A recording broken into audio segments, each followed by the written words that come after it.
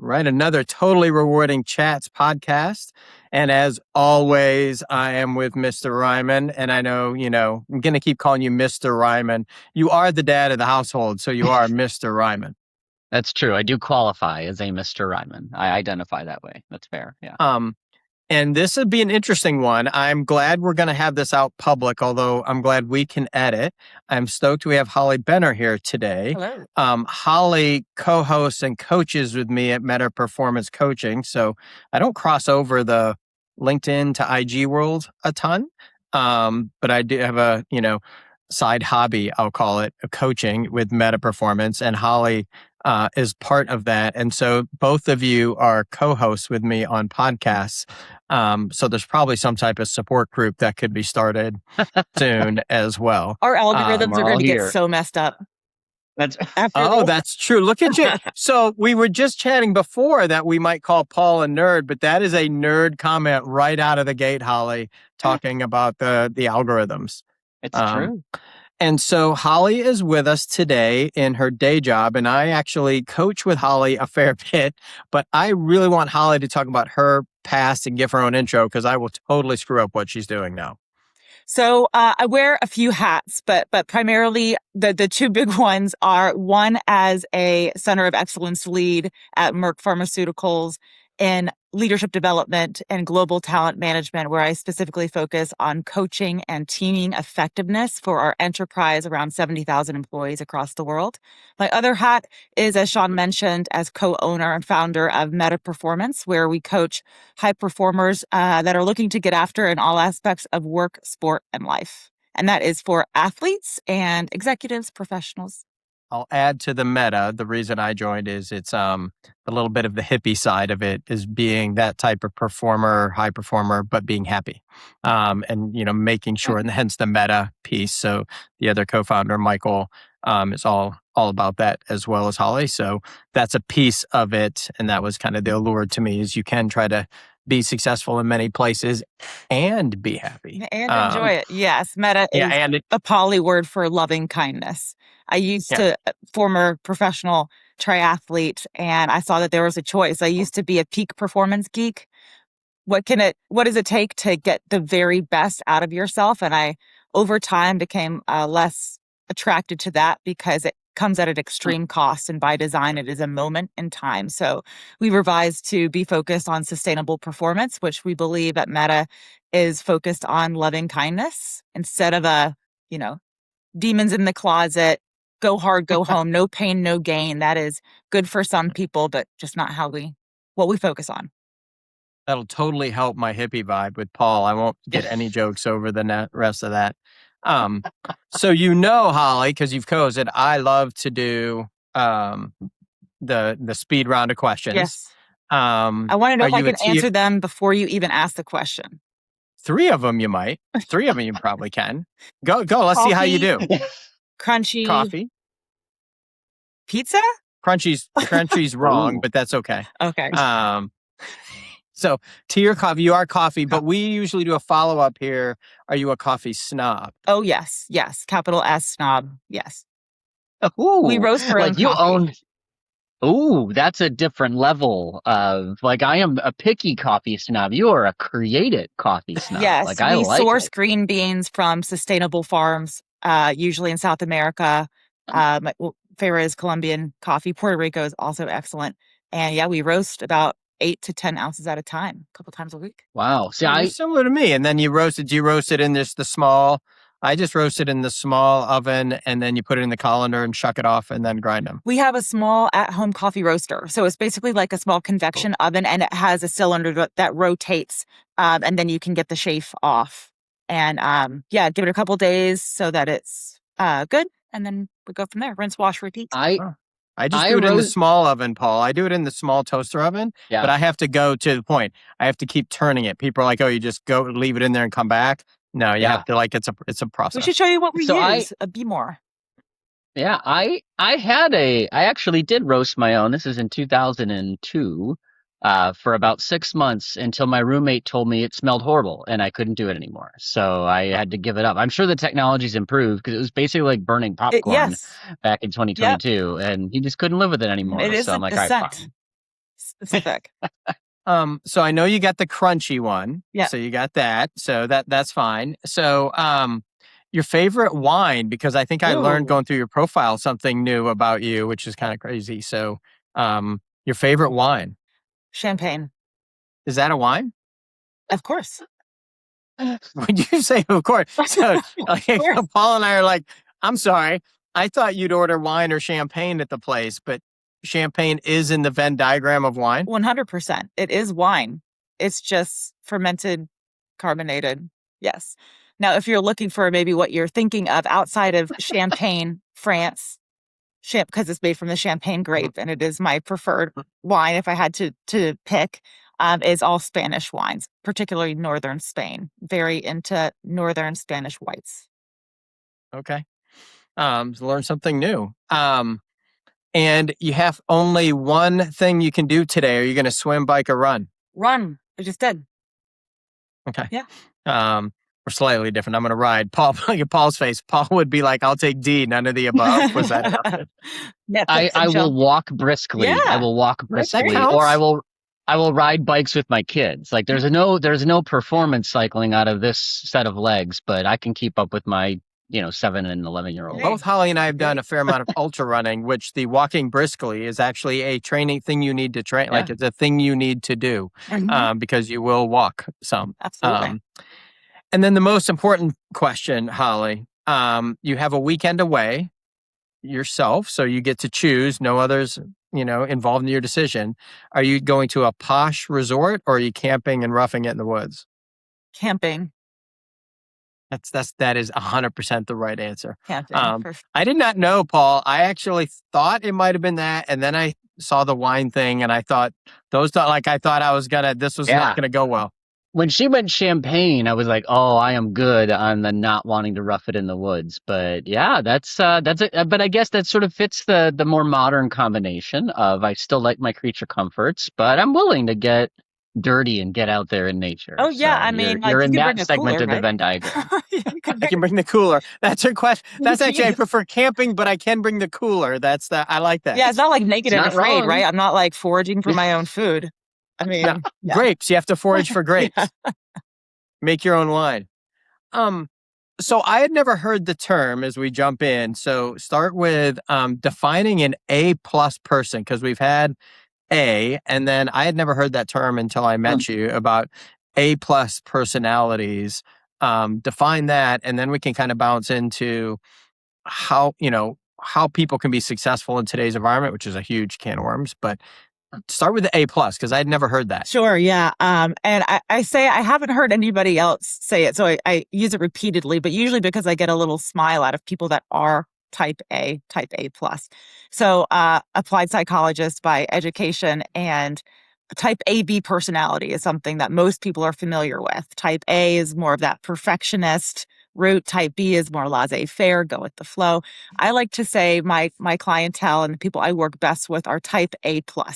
They want to run a marathon and run a business and have a great relationship and have a dynamic family life. And they don't want to be told no. They want to be shown how. That's type A+. And I do say it repeatedly because I get smiles and chuckles out of people. And it's great because they self-identify. Because the type A+ people are like, oh my gosh, that's me.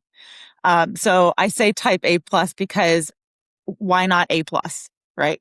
But, I will say some people bristle at this description because we need both people, right? In work, at a team, in a household, in society. Not everybody needs to be A+. So I'm not saying, that they're better. I'm saying this is a personality trait and characteristic of individuals that I tend to prefer to work with because they want to do all the things at 100% at the same time. And sometimes you can't or shouldn't, or that will impact your performance or your happiness or your satisfaction, right? So it's how can you take your personality tendency and learn how to work with it instead of against it? So we work in comp. Comp people have, I have learned over time, I have never been a practitioner, but they are always after an answer. And sometimes like talking them off the 15 significant digits of being correct is a personality trait for a lot of them. How do you start to coach people to pick and choose where to be A plus and where to maybe be A, and how to make the trade-offs with people? So where to be A plus and where maybe to reprioritize that personality tendency. So, I mean, I think it matters on goals and timing, what is going on in that individual's life, big picture. But, personality traits tend to show up in every aspect of life, typically. So it's about, what's realistic, what we have control over, what you don't have control over. Going as far as to say, even feelings. Feelings are a choice. We can acknowledge that feeling and not react to that feeling. We can cultivate a mindset where we can understand what we do have control over, what we don't have control over. It's not about being less of who you are. It's about understanding what drives you so that you can not only show up and perform, but be happy, be fulfilled, right? And knowing that there's other people, and 9 times out of 10, 10 times out of 10, you're not controlling other people. And a lot of source of suffering or dissatisfaction comes from our relationship or expectations to others. So being able to shift that narrative and focus on how we show up, how we respond is paramount. It's not taught in grade school. It's not even a college course, right? Maybe it is now some places, but it is really kind of an experience that you have to be willing to go through and learn from in order to have a more fulfilling life, more peace and ease, more flow and joy, and less challenge. And that doesn't necessarily look like a new role or a new job. It's just changing your relationship with how you react to what's in your world. So let's assume we have people in the comp profession, right? Well, I mean, where do you start? Like, it's kind of the cheat code since they're not at Merck with you or, going through. I mean, it's a hard thing, right? Because I think most people want to be good at everything and excel at everything. There's very few people, I think, that are like, I have these things in my life and here's some things I'd like to suck at and here's some I want to be good at. Like, they generally want to be good. So where do you start when you're having that discussion with people around setting goals and figuring out how to, be happy in all things? Because sometimes, I mean, to be fair, like you can't win at everything. No. So how do you start that discussion with people or have them have that hard discussion with themselves? Yeah, great question. And just to kind of draw a comparison, I mean, at Merck, we have a lot of scientists, right? Data driven, right? Numbers and qualifiers are paramount, are very important, especially in certain industries and roles.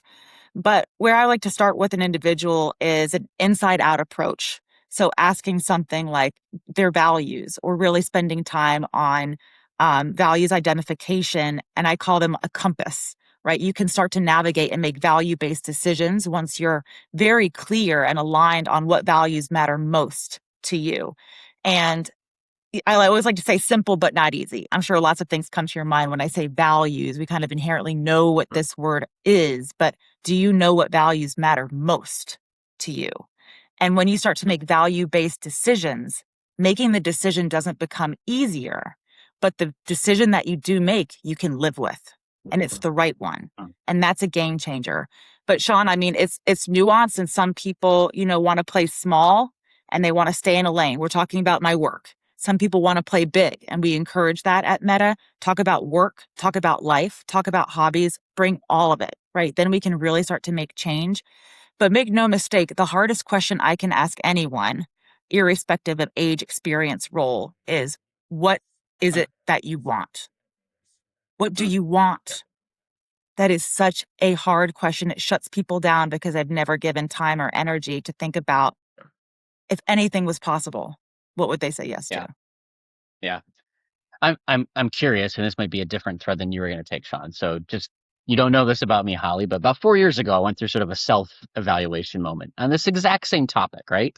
Where I realized I'm an ADHD, want to be really good family father, and I'm a VP at a big company, and I didn't feel like I could do all three well, right? So I had to have that moment of what matters to me, and I ended up prioritizing them in that order. I can't change who I am. I'm stuck with me.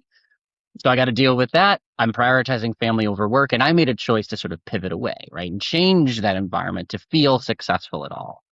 At the time, I got a ton of feedback that it was rare for a male to do that, right? To sort of prioritize family over work. I didn't see it that way, but that's how it was described. I'm curious, do you see that? Is there a gender bias to the way people show up to this conversation? Is that changing? I hope it is, if there is one. But like, what's your, like, I got that feedback and I didn't see it at the time. I didn't feel like it was unusual, but the fact that others said it, maybe it is. Interesting. And I love that experience for you. And like, I applaud you for asking the hard questions of yourself, right? And you probably had a sense of like, this is not sustainable. I can't do this long term. So then what? But regarding gender, I mean, I work, I would say pretty split 50-50 men and women. I think the key differentiator is the people that are actually interested in coaching. Those are people that are interested in saying, hey, I might not have all the answers and I'm willing to acknowledge that I don't. I'm willing to bring someone else in, not because I have a deficit, but because I want to get better. And that's a different kind of person. That's fair. Yeah, that makes sense.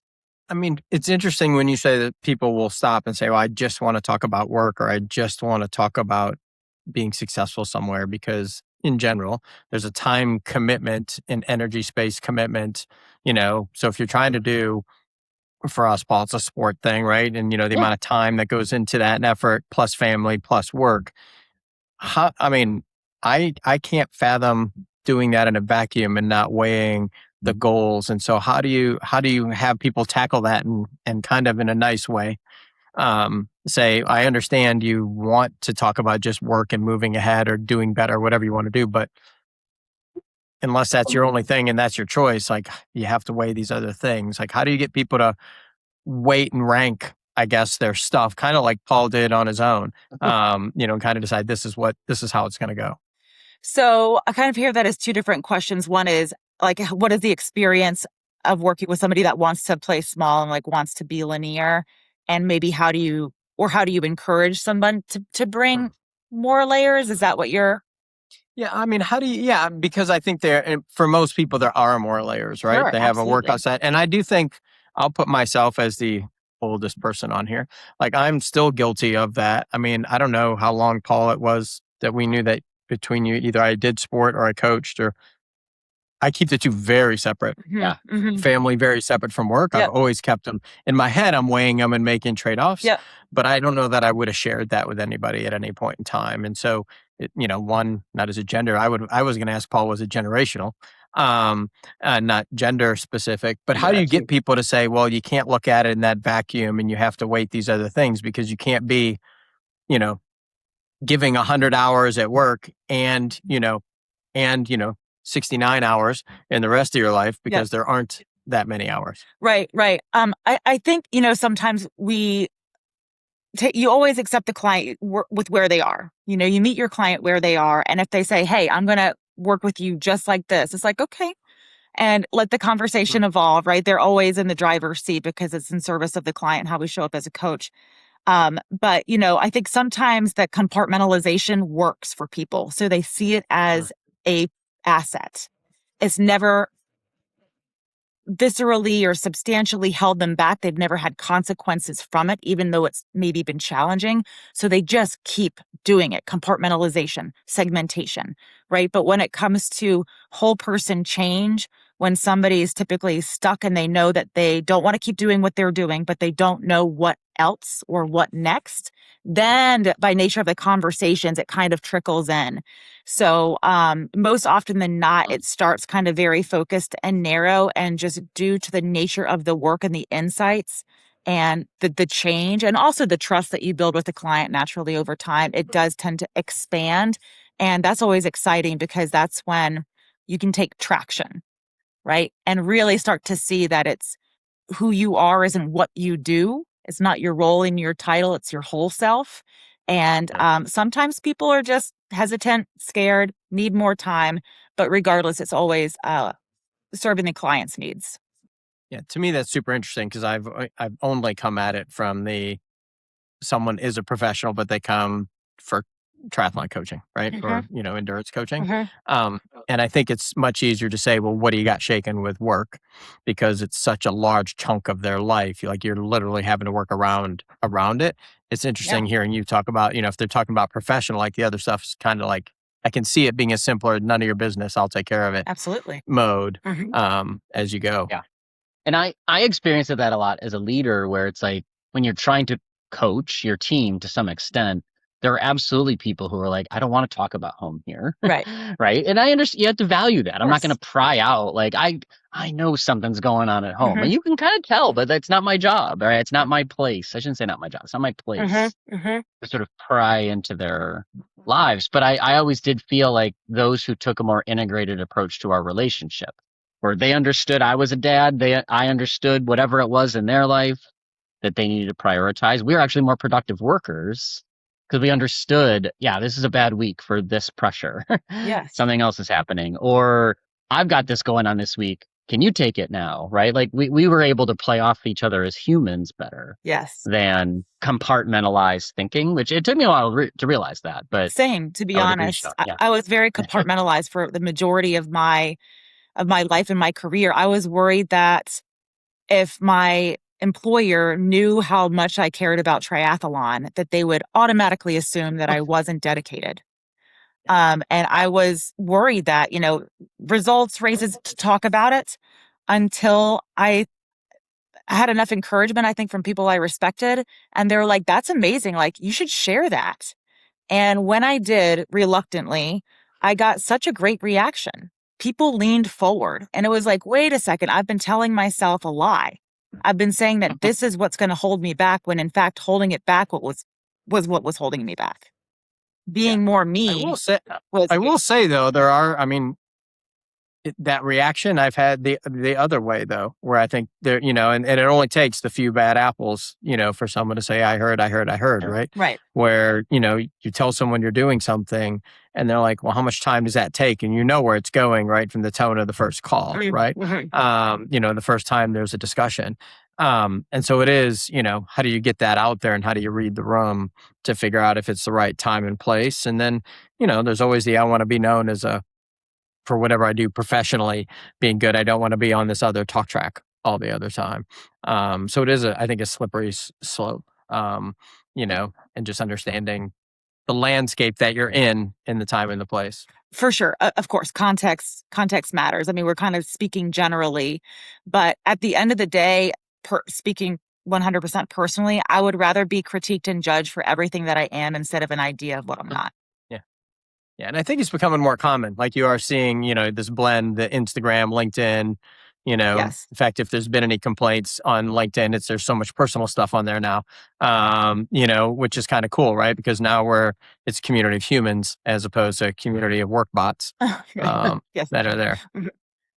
So if you spin some of that and you've talked to somebody, when you talk to people about moving their career forward, what are some either tracks or, skills or items that people should think about if they're thinking about what do I need to be successful or to be myself? Like, how do you coach people through evaluating where you are now as a, corporate coach and development to where they want to be? Mm-hmm. The conversation can be really dynamic and can take a lot of different avenues based on the client's interests. But, so Holly, I just got to say that's the consultant's version to yes. Paul's going to. I always pick up. It depends. That's what you always hear. Consultant. It depends. That was the longest IO psychological explanation of it depends, though. Yeah. But sorry to interrupt, but it depends. Yeah. Yes, you're like my translator. Yeah. Yes. No. By and large, it depends. But knowing what the individual wants, right? Coaching them, asking the right questions so that they have clarity. Also, what is success? What is happiness? How do you know when you're successful? How do you know when you're happy? What does it feel like? When's the last time it happened? What are you missing in your life? If anything could be possible, what would you want? Is it finances? Is it time? Is it freedom? Is it recognition? And then it's being really clear on these facets and then, seeing then what? Is there an action plan? Can that action plan be realized where you are? Or does it require a change of environment, a change of scope, a change of responsibilities? Who else needs to know? Right? A lot of times individuals and employees, especially, again, regardless of level, they can have these great ideas, but if they don't communicate clearly to the people that need to hear them, it doesn't matter. We can have the loudest voice in our head, but if no one else knows, no one else knows. So sometimes it's being really crystal clear on helping them architect, a communication plan, so to speak. What is the message? Who needs to know? What is the ask?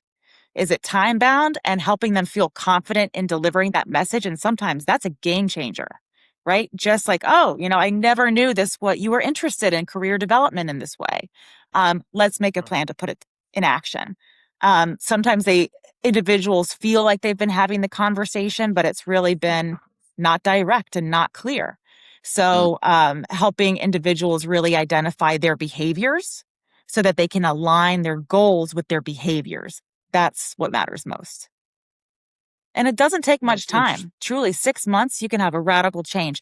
And Paul, I'm curious, what was your experience there, that trajectory? I feel like everything takes me longer than it should take, right?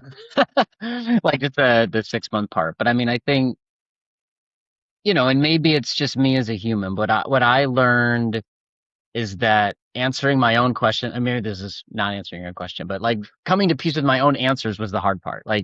Putting things into change and into effect and sort of seeing results of clarity were fast. It's the self-realization of this isn't going to work was 3 years of me trying to figure out, well, why is it I don't feel like I'm the father I want to be? Why do I don't feel like the husband I want to be? But I also don't feel like I'm the leader at work I want to be, right? What's causing that? It took me a long time to figure out it wasn't the employer. I don't need to switch jobs anymore to chase it. It's not me that I'm broken because I'm a person and I'm going to be me, right? So I can't fix it. I'm not going to become this tomorrow, right? But I kept treating it as I can outthink it, not I need to rationalize what's more important to me. So that took years. Yeah. Then when you commit to action, it's just about a plan and do it. And, right. And there's consequences and getting comfortable with the consequences of nice stable income, not being stable anymore. Because my answer was to start a business, which is insane when I look at it in hindsight, but it did allow me to sort of balance the things that I wanted to balance in a way that could let me run in that priority order, right? But with the risk, things change fast, and I started to feel better fast around, all right, I can do all the things, some weeks are hard, some months are hard still. That's always going to be the case. But I don't have the moments now where I'm like, ugh, what am I doing? Right? Because I'm clearer on the sequencing and the operational mechanism to get there. So I guess that's sort of the outcome. Yeah, beautiful. And I mean, an option was also to keep doing what you were doing, which is to critique and analyze and kind of, be on the spin cycle of self-doubt, deprecation, and critique, right? But I'm so glad that you were able to put action and get traction and make change. And to kind of bring this into a compensation term, there's a difference, and I work with individuals on this theme of having a wealthy life or a rich life. You can be wealthy or you can be rich. And you get to define what rich means. And when you can start to conceptualize meaning, mindset to create a rich life, it's very empowering. It's what matters most. Yeah. The other thing that I do think for people in our profession too, right? Because comp and rewards is a very grinding, cyclical job. At least it has been historically, right? It doesn't come in a year where you don't have that 70-hour week or two. That's just how it works. It's always worked that way. Maybe technology improves that. But it's a hard job, right? It's a difficult life as a reward practitioner. If I were to start my career over, I don't think I would have found myself in the same spot I was if I were sort of clear about priorities from the get-go, right? So I wouldn't, and not that I think you're saying this because you're not, but escape is not the answer for most people, right? I had to sort of change lanes in my career. I don't think that's true for everybody. I think it's more if you start with the clarity of this is how it's going to work for me, this is what's important. I actually think my brand would have built differently. My norms would have built differently. My relationships would have built differently. And it probably would have been a different answer 25 years in than it was. But life changes too. And I think that's totally. That's the piece is your definition of rich, which I like the rich versus wealthy. I think, as I tell my kids, they don't make hearses with luggage racks. They but don't you can be what? rich. They don't make hearses with luggage racks. And so, you can, but you'd be happy and rich in life, Yes. as you go. But that changes all the time, right? So what's important to you at the time might be the job, or it might be some, thing you're targeting. And then, depending if you have family or not, or trips, or you want to travel, or, life just changes. You get a new hobby, whatever it is. You need to be flexible to define what that rich is, because I do think, people start and one, I think some things are thrust on them. Things like one of my least favorite things in corporate is the 9 box, because the premise is always the top right is where everyone should be and should want to be. And you're like, bro, I don't want to get promoted. Like, I don't want that. And so, to your point, Holly, I think that was a great example of, are you communicating that actually I don't want to go in? Like, I'm totally happy here because outside of life is the rich part of life. But the corporate norm is, right, and it's kind of drilled into you. You want to be next to be promoted. You want to get promoted. You want to be the best. You want to do whatever. But is that really what you want? And how does that align with, the company? And, Yes. each company's got their own type of, each own type of mode as well. Yes, 100%. And I mean, Paul, to your point, and Sean, what you're mentioning is, this values, the significance of values and values identification, which, yes, will change over time, isn't taught. It's simple, not easy, but it is, I could describe how I work with people and values, and your listeners can take this away if they so choose. So if somebody's really confused and lost, and values is the right place to start, the homework is simple. I give them 2 weeks, and the assignment is to think about their top 3 to 5 values. Take some time, just write down values, write down the word: adventure, family, finances, freedom, joy, community service, all the things, right? Just write down the words somewhere you can see, come back to it. Think about it organically. That's going to be a shower thought when you're running, when you're cycling, when you're having coffee. Write it down. After about a week, identify the top 3 to 5, and then you define them in your own words. This is key. You can Google values exercising and your exercises, and you're going to get someone else's definition. This is what makes it inorganic. So, Sean, your definition of health and fitness might be different than mine, perhaps, right? It likely is, because it's your life, it's your value. So you need to define it. So 3 to 5 values, sit with it, and then you define them. Simple. And then you can start to have a conversation. That's usually what they come back with. And we say, how health and wellness, how high is it showing up in your life right now out of 10? It's a 5. Okay, how can we get it to a 6, to a 7, right? The highest values. Of course, you're going to have a lot more than 3 or 5. We're not saying only have 3 or 5. We're saying identify the top, how strongly are they showing up? And then you can start to, again, build your compass, and you can say yes or no to opportunities. Do you want this promotion, Sean? Do you want to stay here? Do you want to do X or Y? You can refer to your values and make a value-based decision. And then things, again, not easier to make the decision, but they're the right decision for the right reasons. How do you get people? You mentioned going from 5 to 6. So let's assume, they go do their homework and turn it in on time, I guess. Yes. Then how do you get people to start change? Because, I think with a lot of change, it's hard to just, go from, we are 5, let's make them all 9s. Because we've seen it.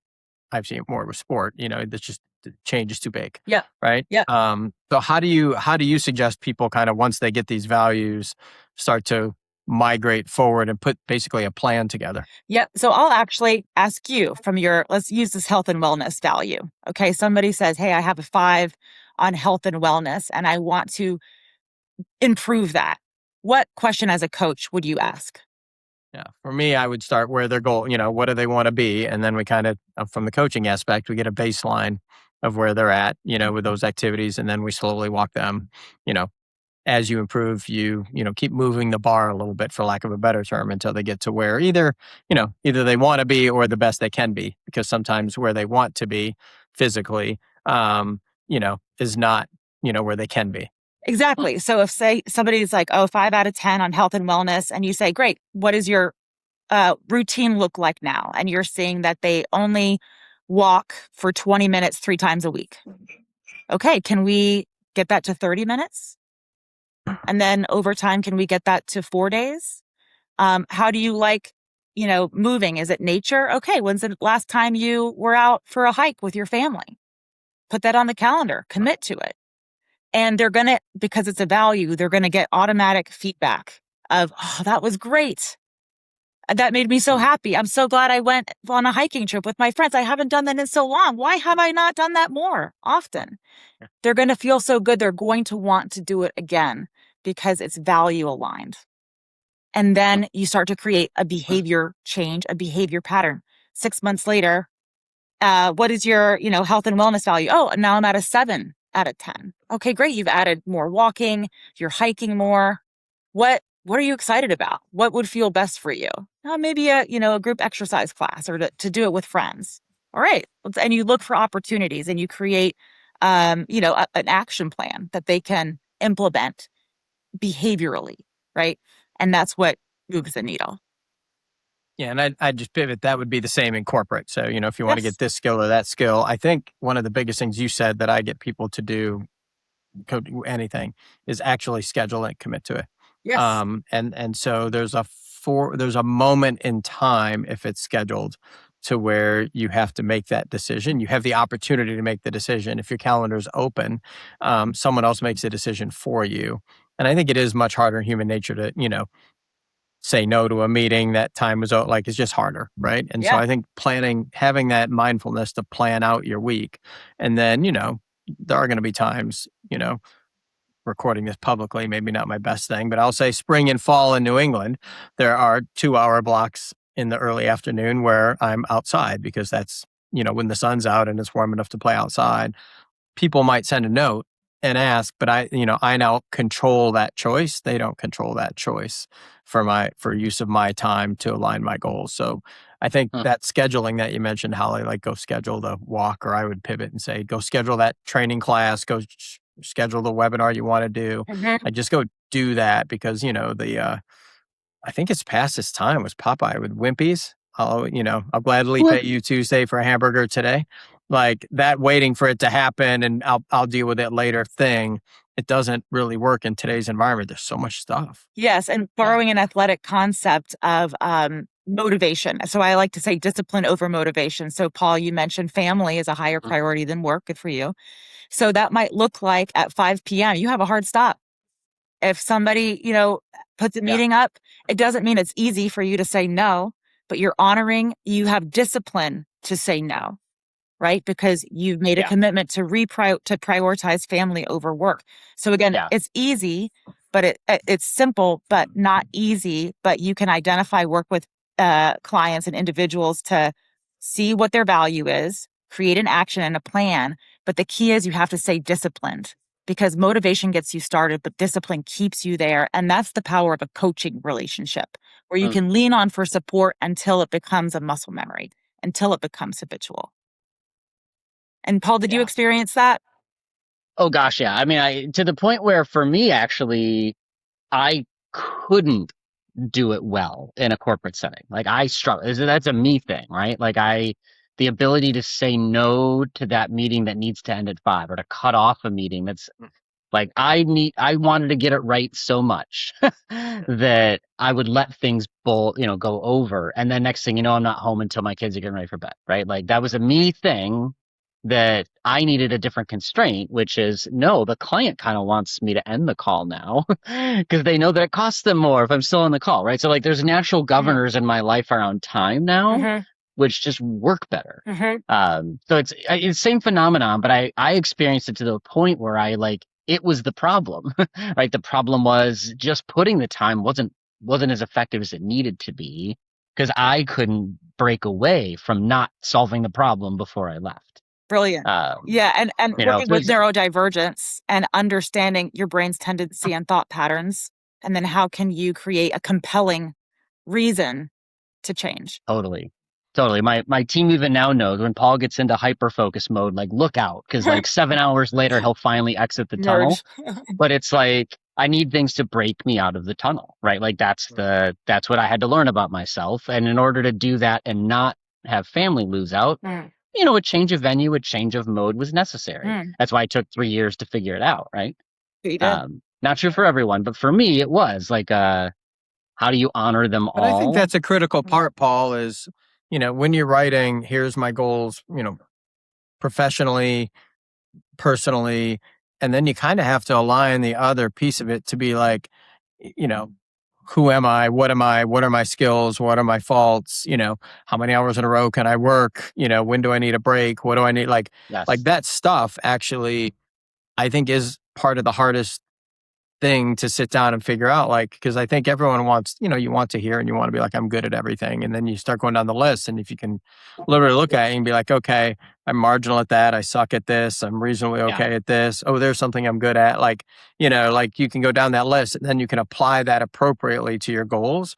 Because I think if you assume you're going to do everything well, it's a recipe. Because, and we see it more, Holly, I don't know how often you see it in corporate where you're at coaching, but if things don't go well the first 4, 6, 8 weeks, then I can't do this. It's just not, this isn't a good plan. It's not coming together. Then, they don't fall off the wagon, they jump, right? They don't even wait for it to slow down. I don't know if you see that, Holly, but that, to me, that's a big part of it is, who am I as a human and how does this align to what I think I want to get done? Right. I mean, identity and the story that we tell ourselves.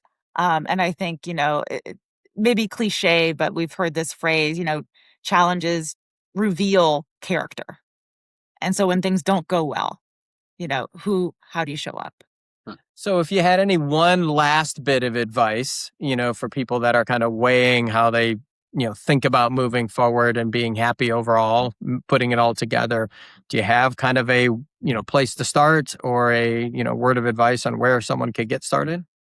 Yeah, I mean, I would say don't feel like you have to go at it alone. We are communal by design.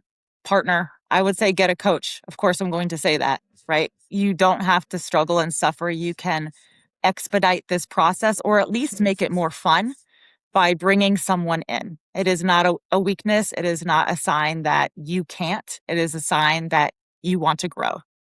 So, if you're an employee at an organization, reach out and see if they have, vendors that they can connect you with, executive coaching providers. If so, pursue that route, right? Because they're preferred vendors that have been approved and you can kind of streamline that process. If not, look elsewhere, look in community. If you know people that seem happy or have gone through a challenge, ask them how they did it, right? Lean on your social support and never feel like you have to have all the answers all the time. It's not what we're supposed to do.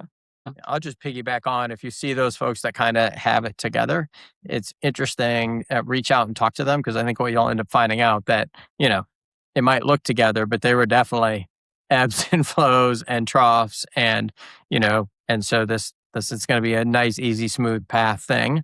I don't think anybody's had that. And they've figured it out over a period of time. So I really like finding a second resource to bounce stuff off, especially either a trusted or third-party resource that can, when you say, oh, I'm good at this stuff, and they're like, are you though?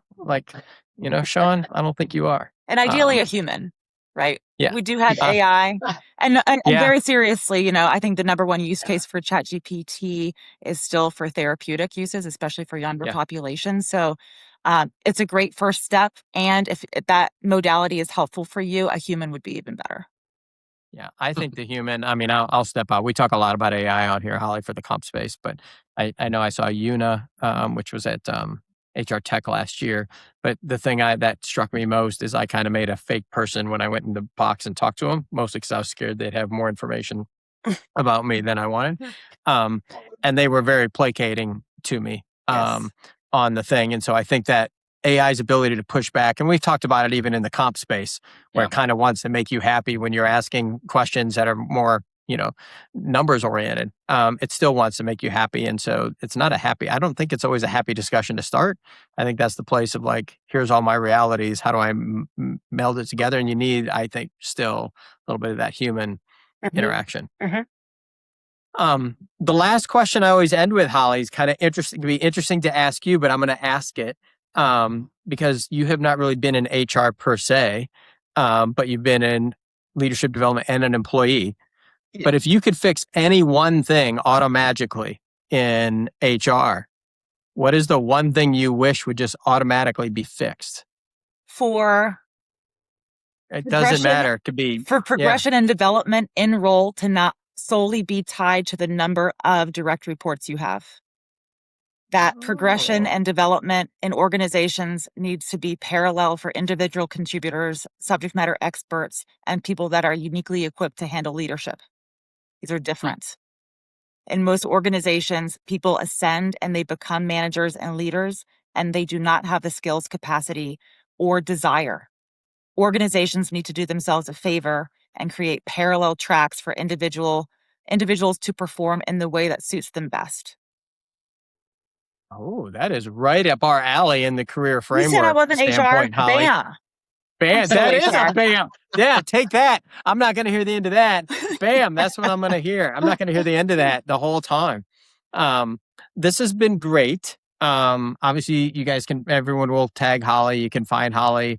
Holly has, I won't lie, more of the better episodes on meta performance around the coaching stuff. There's a couple really good ones recently, though. If you take a listen to Holly's episodes over there, I'll throw the soft plug out because it crosses spaces, and Paul will find this interesting. One of the better episodes there about finding happiness and do whatever also is Maria Colacurcio's episode is over there, who's at Syndio. She'll kill me when this comes out, but I think, she's managing a company.